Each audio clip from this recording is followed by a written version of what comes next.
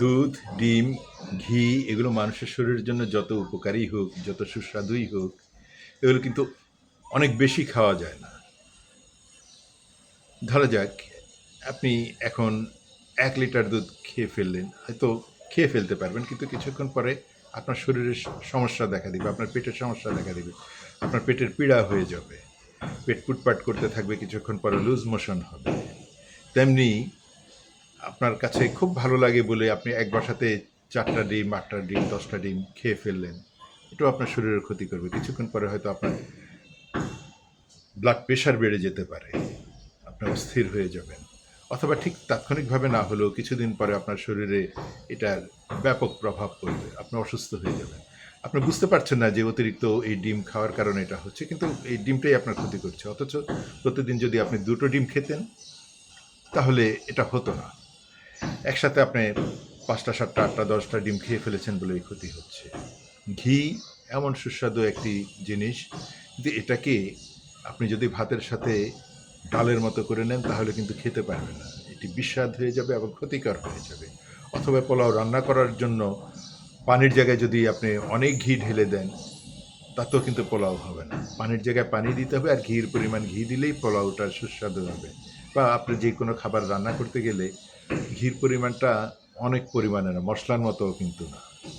আরও অনেক কম করে দেওয়ার কারণেই খাবারটা সুস্বাদু হয়। অর্থাৎ পরিমিতি বোধ, পরিমাণটা যত নিয়ন্ত্রিত হবে, প্রয়োজন মতো হবে, তত জিনিসটা সুন্দর থাকবে।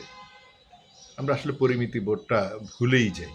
এই খাবারে যেমন ভুলে যাই, ঠিক তেমনি জীবনযাত্রায়, জীবনযাপনে আমরা আসলে পরিমিতি বোধটাকে ভুলে যা ইচ্ছা তা করে বেড়াই, যা ইচ্ছা তা বলে বেড়াই। আর ইদানিংকালে তো একটা কথা প্রচলিত আছে, ২৪ করছে কি মুখে তালা দিয়া রাখার লেগা, ২৪ হইছে আমগো বাক স্বাধীনতা দিচ্ছে। বাক স্বাধীনতা মানে কি? বকার স্বাধীনতা ভাই।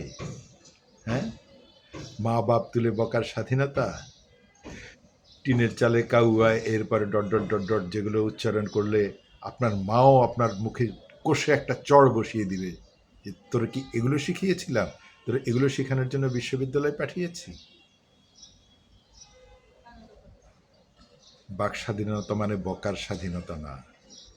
বাক স্বাধীনতা মানে হচ্ছে বাক্যের স্বাধীনতা, কিন্তু সেই বাক্যটা সুশ্রী বাক্য হতে হবে, শ্রবণের সৌন্দর্য থাকতে হবে। আমি শুনবো আপনার কথাটা, শোনাতে আমার কানে এটা সুন্দরভাবে শোনা যাবে। আপনি আমাকে সমালোচনা করছেন, কিন্তু আপনার এই বলার মধ্যে এমন সৌন্দর্য আছে, এমন মাধুর্য আছে, এমন শব্দগুলো আপনি ব্যয় করছেন যে আমি আমার এই বকাটা শুনতেও, আমার সমালোচনাটা শুনতেও আমি আগ্রহ বোধ করছি যে লোকটা তো এত সুন্দর করে আমার ভুলগুলো ধরিয়ে দিচ্ছে।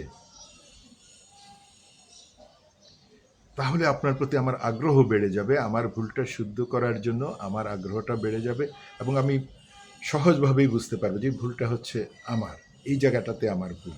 প্রতিটা মানুষেরই, প্রতিটা মানুষ তার নিজের ভুল বুঝতে পারে না, এটাই হচ্ছে নিয়ম। আমি আমার জায়গাতে আমাকে খুব ভুলের ঊর্ধ্বে মানুষ মনে করব, আমার কোনো ভুল নেই এটা আমি মনে করব, এবং সেভাবে আমি কথা বলতে থাকবো। আর আমরা অপরকে জ্ঞান দেওয়ার ক্ষেত্রে খুব আগ্রহী থাকি, নিজে জ্ঞান নিতে চাই না। নিজে জ্ঞান নিতে চাই না বলেই নিজের ভুলটাও আসলে বুঝতে পারি না। জ্ঞান আসলে সীমিত থাকে, জ্ঞান অর্জন করতে হয়। জন্মের পরে আমার যে জ্ঞান ছিল, আমি কি সেখানেই আছি? আমি কিছু লেখাপড়া করেছি, কিছু মানুষের কাছ থেকে জ্ঞান অর্জন করেছি, প্রতিনিয়তই এই জ্ঞানটা অর্জন করি। আমি আমার একেবারে শিশুকন্যার কাছ থেকে যেমন জ্ঞান অর্জন করি, আমি আমার মার কাছ থেকে, বোনের কাছ থেকে, আমার স্ত্রীর কাছ থেকে, আমার ভাই, আমার পরিজন, বন্ধু বান্ধবের কাছ থেকেও আমি জ্ঞান অর্জন করি। প্রতিদিন তাদের সাথে যখন কথা বলি, তখন বুঝি যে ওই কথাটা আমি জানতাম না, এই বিষয়টা আমি জানতাম না, এটা আমার জানা ছিল না। কোনো মানুষ সব কিছু জানবে না, এটাই খুবই স্বাভাবিক। জানতে হবে, জানার জন্যই মানুষের কাছে যেতে হবে, যেতে গেলে সেখানে ধৈর্য ধরে সেই মানুষটির কথা শুনতে হবে, খুব আন্তরিকভাবেই শুনতে হবে, মন দিয়ে শুনতে হবে, এবং শোনার মধ্য দিয়ে আপনি আপনার নিজের ভুলগুলো, আপনার নিজের যেই ঘাটতিগুলো, সেগুলো আপনি এখান থেকে শুদ্ধ করে নেবেন, পরিপূর্ণ করে নেবেন। সেটা না করে অস্থির হয়ে গিয়ে অন্যের কোনো একটা কথা শুনলেই মনে করলেন সে আপনার বিরুদ্ধে হয়ে গেছে, সে আপনার বিরোধী, বাস তাকে ইচ্ছা মতো আপনি বকে দিলেন, গাল দিয়ে, মন্দ দিয়ে সব কিছু শেষ করে দিলেন। আরে ভাই, 17 বছর তো গালমন্দ সরকার করেই গেছে, আপনি নতুন করে কি করবেন? সেটার ভাষা তো আপনারা দেখিয়ে দিয়েছেন, টিনের চালে কাউয়া দিয়ে দেখিয়ে দিয়েছেন, 1 2 3 4 এগুলো দিয়ে আপনারা দেখিয়ে দিয়েছেন যে আপনার ভান্ডারটা একেবারে কুৎসিত, একেবারে নোংরা, একেবারে তলানির।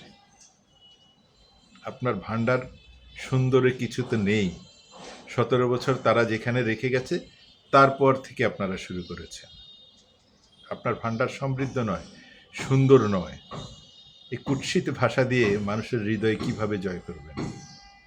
অপরপক্ষে আপনাদের যারা প্রতিদ্বন্দ্বী আছেন, আপনাদের যারা রাজনৈতিক প্রতিদ্বন্দ্বী মনে করছেন আপনারা, তারা সরকার গঠন করেছে, তারা তো একটাবারও কুৎসিত ভাষায় কোনো উত্তর দেয়নি আপনাকে। এখন পর্যন্ত তারা আপনি থেকে তুমি তো নেমে আসেনি, তুই তো পরের বিষয়, আর আপনারা তো কথায় কথায় তুইতে চলে যাচ্ছে।